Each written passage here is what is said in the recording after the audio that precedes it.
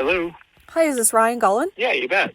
Hey, how's it going? It's Dana from SWOMP. Hey, Dana. I'm doing good. How are you? I'm doing pretty good, thanks. I hope you don't mind. I needed to walk my dog, and so I thought I could chat with you and walk my dog at the same time. We go on a dog walk together, so I hope that's okay. Yeah, my dog, I mean, he's fine, but he was starting to he gets a little ornery when I don't get him out at the normal time, so I figured it's a quiet day. There might be a few cars and things like that, but it should be all easy, so I appreciate it. So by chance, is your dog a sheepdog?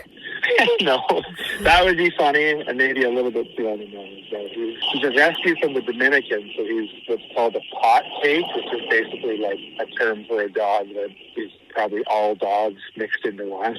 Oh, I see. He looks like all sorts of different dogs. It's not a purebred by any means. Those are the best ones, though. They're the most loyal. For sure.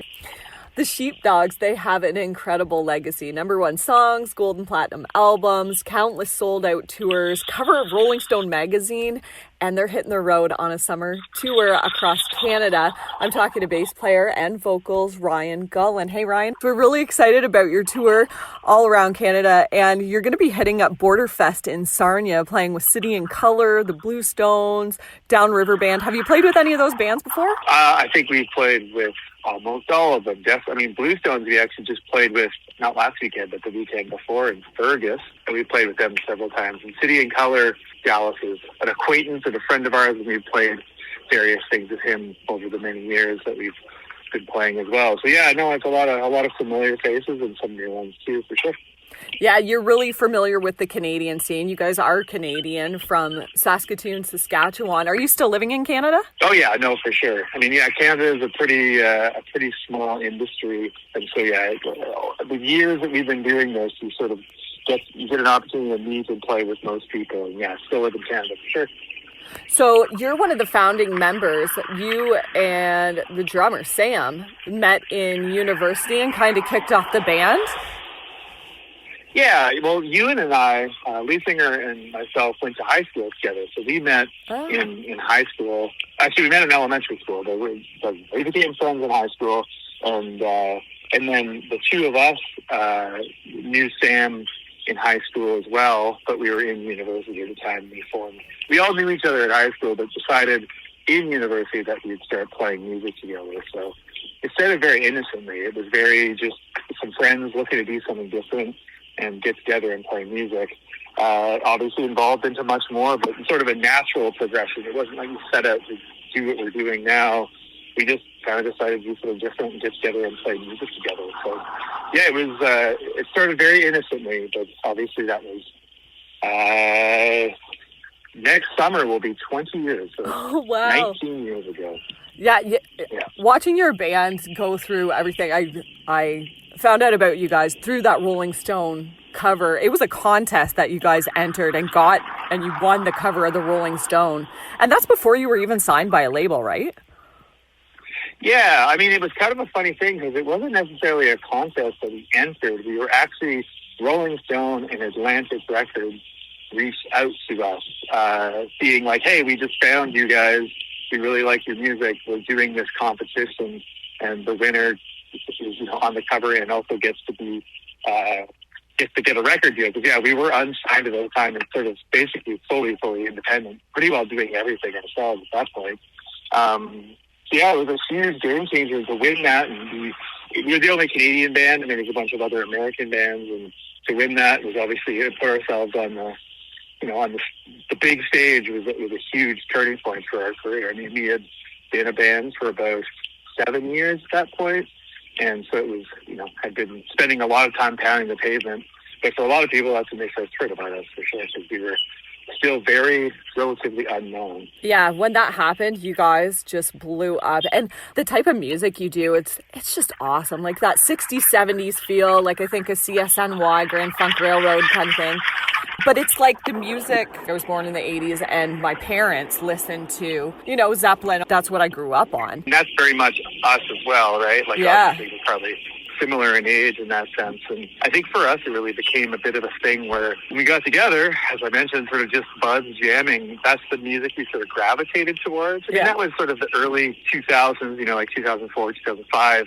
And so there was a bit of a rock and roll thing happening, you know, with the Hives and the White Stripes and Kings of Leon, like early Kings of Leon stuff. And so there's definitely like a moment happening, but it was sort of the music we were attracted to. And we set out to sort of, when it became time for us to sort of start writing music and sort of doing it, we really gravitated towards that type of music, probably partially from music we grew up on, but it's just even the music that kind of spoke to us at that time. And we didn't really know a lot of other bands that were, at least within our circles in the Saskatoon music scene, that were really doing anything like that. And so it's kind of weird, but we just kind of were like, well, we don't want to play music we don't like. We want to play music we like. So that's kind of where it all came from. Well, you do it well, and it's really awesome to have new music coming out that our generation can listen to with our parents. Like, our parents love it, we love it, and it gives us that feeling of yesterday, but it's new, and it gives us fresh stuff to listen to and to rock out to, because it's just good old-fashioned rock and roll. Yeah, absolutely. I mean, yeah, we're not necessarily out there trying to reinvent music in itself, and I don't think we have, like, ideas that that's who we are. But I think in a lot of ways, we want to come, you know, what we want to make is honest and real and feel good. Feel good rock and roll, right? So it's kind of it's what we've always kind of done. The latest full-length album, Outta Sight, it just turned a year old, so we'll still be hearing some awesome tunes from that, as well as older stuff from when you first came out on this tour? Yeah, and everything about this tour has been sort of a mixture of that. I think it's fun for us to play new songs, and it's fun for people who are a fan of the record to hear new songs live for the first time.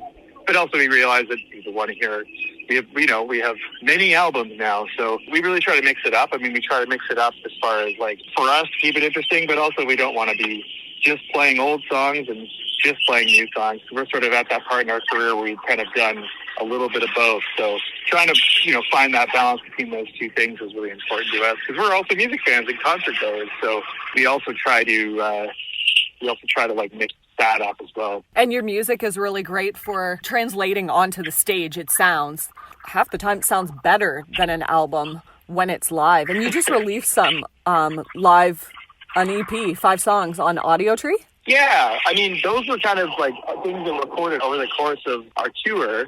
And so, you go and do these sessions and they release it. Last year, we actually released a live album called Live at Lee's, which we recorded over 4 nights at Lee's Palace in Toronto, kind of right when live music indoors came back, literally the weekend it came back. We did 4 sold-out nights at Lee's Palace in Toronto and did a live record. But then at the same time, when you're out, in the Audio Tree, for example, is in Chicago, and when you're there, you kind of do these sessions as well. So it's fun because these different versions and sort of different takes on the songs exist out there, and it's fun for us to have, more versions and more things you can consume online too. So if we were to go to 3 shows in a row, they're not going to be the same show with you? No, I mean, I think sometimes, certain songs we're going to always play, like, it's basically expected that we would play. Yeah. And other songs, we've really, the last little while too, we've really found ourselves, like, exploring and jamming a lot more. The length of a set, for example, at a festival like Borderfest, it's probably not going to allow us to really, like, go all crazy. Because, when we do a live show on our, like, a headline show, when it's our own, I mean, sometimes we'll play over 2 hours. We won't, unfortunately, be able to do that. Otherwise, Dallas Green might be a little annoyed by us. But at the same time, we really do try to, like, breathe new life into the songs. We don't want to play it exactly like it is on the record, because if you wanted to listen to the song exactly like it was on the record, you could listen to the record. So we try to experiment, and stuff that we love about music is that in live it can exist differently. And so, interplay between all of us and jamming and trying out new things while still being true to the song. And it adds to that concert experience. For us, that's really important. This summer's pretty tame compared to last year. You almost played 100 shows between North America, UK, and Europe. How did that feel? Yeah, it was great. I mean, that was sort of us. When we started that tour in February of 2022, it was, like, pretty wild because, in most places there was still sort of lockdowns happening. Right. And then we were going over to England to do shows in full capacity venues with no restrictions. So it was a very weird experience coming right out of the gate. as the year went on, we went to the UK, and then we went to Europe, and then we did a bunch of summer stuff, and then went across North America and another trip back to England. But yeah, 94 shows around the world. To us, it was just really great to be back doing what we do. So much for us during the pandemic was really hard because live is a big part of what we do, and a big part of how we promote ourselves, but also how we make our livelihood, and it's how we promote our music and promote our albums and stuff. So it felt really great to be back. I mean, that being said, I think we were all a little bit at the beginning a little out of shape because we are used to a busy schedule, but after a few years of doing far less, it felt great, but it was definitely exhausting. But this year we've already been to Australia. I did a tour of Australia.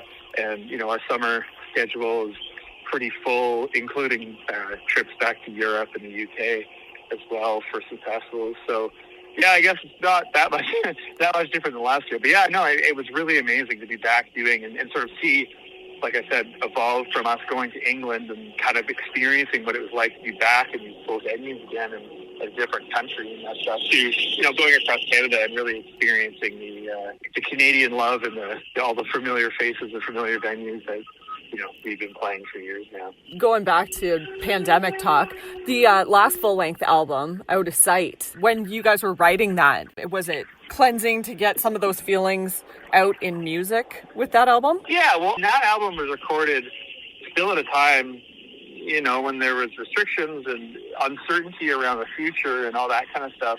And so we set out just to be like, well, we don't really know when we're going to be able to tour again proper. We don't really know when we're going to be able to. It was a lot of confusing kind of, we're going to be back to normal. No, things are going to shut down again. So in a lot of ways, we just sort of decided, like, what can we do right now to keep ourselves busy and kind of not feel down and feel like, our lives are sort of in this weird holding pattern. So we just started getting together and jamming. I mean, it wasn't like we necessarily set out to be like, okay, we're going to make a record. We just set out to be like, okay, we need to do something to keep ourselves busy. So we all got together in a room, like very much reminiscent of the early days, like sitting in a circle, and we kind of jam a song, and it was feeling really good. We hit record and recorded. I mean, we had the benefit of being in a situation where we can, go and do that in the studio and have a recording engineer kind of standing by and then, recording it. And so over time, then there's sort of an album, took place. And I think because of the nature of that, a lot of the themes and a lot of the feelings on this record were really like, we don't want to make an album that really is about the pandemic or, the feelings we're feeling right now. Right. We want to make a record that's going to be fun for the future because we recognize that there is going to come a time when people are no longer going to want to be inside and feel that way, and they're going to want to go out and party, which obviously was a big part of what that vibe of the tour we did last year was, is people kind of finally coming out and letting loose. So we wanted to make kind of music that would be looking to the future. And I think that sort of recognizes some of the themes on the record, but also, the name and just the overall vibe of it was sort of like the idea being that we are going to be putting this out, hopefully, when things feel a little bit back to normal and back to what we remember, and rather than kind of harping on where we were currently at the time. Right. Well, I have to say, I'm a huge fan of the Scarborough Street Fight. When I first heard that song, I just pictured a scene in a movie, kind of an 80s movie, people in jean jackets and blue jeans are going out in Scarborough to fight. And it's a good song, and that's a good album. I can't wait to see you guys live. It's going to be the best, and glad to see that you're going to be all over Canada this summer. It's been great talking to you. Yeah, we'll talk to you soon. We'll see you on Saturday. Yeah. I guess not this Saturday, Saturday. Next Saturday, the 23rd, right? Yeah. See, I'm getting ahead of myself. But that's good. I'm just so excited. But you've got a free show before that coming up too. Yeah, this weekend it's like a city Caledon. event for the city of Caledon. Caledon. Okay, where's that? That is sort of north of Brampton. Okay. It's like a small community just north of Brampton. It's about an hour's drive from Toronto.